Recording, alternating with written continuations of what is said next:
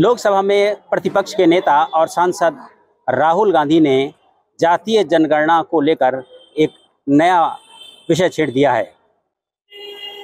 उनके जातीय जनगणना के विषय को लेकर के बहुजन समाज पार्टी की मुखिया मायावती ने सीधे तौर पर उन पर निशाना साधा है और जिस समय कांग्रेस सत्ता में थी उस समय जातीय जनगणना क्यों नहीं हुई। हमारे साथ भारतीय जनता पार्टी की विधायक MLC निर्मला पासवान जी हैं, उनसे बात करते हैं। निर्मला जी, जब कांग्रेस सत्ता में थी तब ये सब नहीं हुआ, मायावती जी का कहना है, आप क्या कहेंगे? जातीय जनगणना की बात कर रही हैं। बहुत खुशी की बात है कि कम से कम बहन जी को भी होश आया और बहन जी ने उसका, हम लोगों ने जब भाजपा की महिलाएं, भाजपा के लोगों ने आवाज उठाई तो बहन जी हमारे कदम से कदम मिला के चल रही। मैं उनकी बातों का स्वागत करती हूँ, उनको धन्यवाद देती हूँ। देर आए दुरुस्त आए। जातीय जनगणना की बात वो कह रही हैं कि जब कांग्रेस थी तब ये सब नहीं किया गया। मैं भारतीय जनता पार्टी शुरू से कह रही है, देश के प्रधानमंत्री माननीय मोदी जी भी कह रहे हैं और उत्तर प्रदेश के मुख्यमंत्री योगी आदित्यनाथ जी भी कह रहे हैं और हमारे बड़े भाई डिप्टी CM केशव प्रसाद मौर्य भी इस चीज को कह रहे हैं। देखिए, जब तक भाजपा थी, जब तक कांग्रेस थी, तब तक उसने नहीं किया। ये हम शुरू से चिल्ला रहे हैं, हम शुरू से कह रहे हैं जाति जनगणना की कहीं जरूरत नहीं है। ये तो वो कर रहे हैं, अंग्रेजों ने किया, मुगलों ने किया, जाति को बांटो, तुम ये जात हो, तुम ये जात हो और हमारे ऊपर राज किया। वही आज राहुल गांधी जी कर रहे हैं, कांग्रेस कर रहे हैं, क्योंकि इनके खून में ही यही है कि फूट डालो, राज करो। मैं ये आपके माध्यम से, पत्रकार बंधु के माध्यम से बस यही कहना चाहूंगी कि राहुल जी का संतुलन खो गया है। माननीय हमारी जो बहन है, बड़ी हैं हमसे, सोनिया गांधी जी, वो ले जाएं, उनका विदेश में इलाज करें, क्योंकि 2014 से पहले सोनिया गांधी जी यही केरल से उनका प्लेन जाता था, जेट प्लेन क्या जाता था, बड़े बड़े टंक जाते थे। 2014 के बाद वो विदेश इलाज कराने नहीं गई। आप समझ सकते हैं ये क्या चल रहा है। क्या लोकसभा चुनाव में जो 99 सीटें मिली है कांग्रेस, उसका ये साइड इफेक्ट है?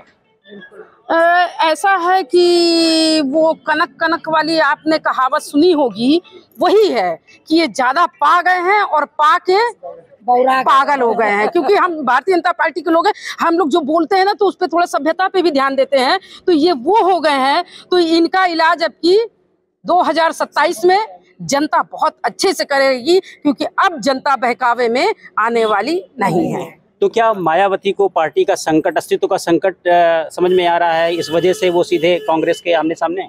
देखिए, ये तो बहन जी खुद अपनी बात का जवाब दे सकती है, मैं नहीं बोल सकती हूँ उनके बारे में। और उनको कहीं से लग रहा है कि हम धरातल पे जा रहे हैं, इसलिए वो जगी हैं।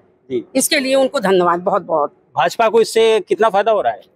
ये बड़े नेताओं की बात है, ये भाजपा को फायदा, भाजपा अपने में एक मजबूत पार्टी है, स्ट्रॉन्ग है। आप देख सकते हैं हमारी ये जो भाजपा की माला है, ये सारे अदरवाइज कास्ट के, मैं अकेले अनुसूचित वर्ग की खड़ी हूँ। जितना प्यार मिल रहा है शायद किसी पार्टी में नहीं मिलेगा, कोई लोग नहीं देंगे। और ये सिर्फ और सिर्फ भारतीय जनता पार्टी में भाजपा। पूछ तो रही हूँ, मैं कह तो रही हूँ कि बाबा साहब 56 में बाबा साहब खत्म हुए, तब से कांग्रेस का राज रहा। कांग्रेस ने क्यों नहीं पर्दा उठाया? बाबा साहब की मृत्यु, क्योंकि मैं भी एक दलित समुदाय से आती हूँ और दलित की ही बात कर रही हूँ, बाबा साहब की मौत से आज तक रहस्य नहीं उठा। बाबू जगजीवन राम प्रधानमंत्री बनना चाह रहे थे, नहीं बन पाए, यही कांग्रेस की देन है। क्या क्या करें हम? तो वो कहते हैं मैं पढ़ के आता हूँ, मैं देख के आता हूँ, मैं सर्च किया हूँ। मैं तो बोल रही हूँ, चाहे दलेर मेहंदी हो, चाहे मिस पूजा हो, अभी वर्तमान में अभी शिवानी कुमारी एक छोटी सी यूट्यूबर थी, आप भी जानते होंगे, कानपुर देहात से आती है, राखी सामंत हो गई, दिव्या भारती। मैं अभी जीता जागता हूँ, हमारे चिराग पासवान जी अपने काबिलियत पे बन गए, बॉलीवुड में भी गए और राजनीति में भी गए। निर्मला पासवान जीता जागता आपके सामने उदाहरण है। हमें आरक्षण की जरूरत है। हमारी बहू बेटियों को, बेटों को भड़काया जा रहा है जातीय आरक्षण के नाम पे, और जनता भड़कने वाली नहीं। तो निर्मला पासवान जी का कहना है कि सिर्फ जातीय आधार पर लोगों को भड़काया जा रहा है, सियासत की जा रही है, चाहे वो कांग्रेस हो या फिर बसपा हो, इसका असलियत से कोई लेना देना नहीं है। Dinesh Singh, TV9 news, Prayagraj.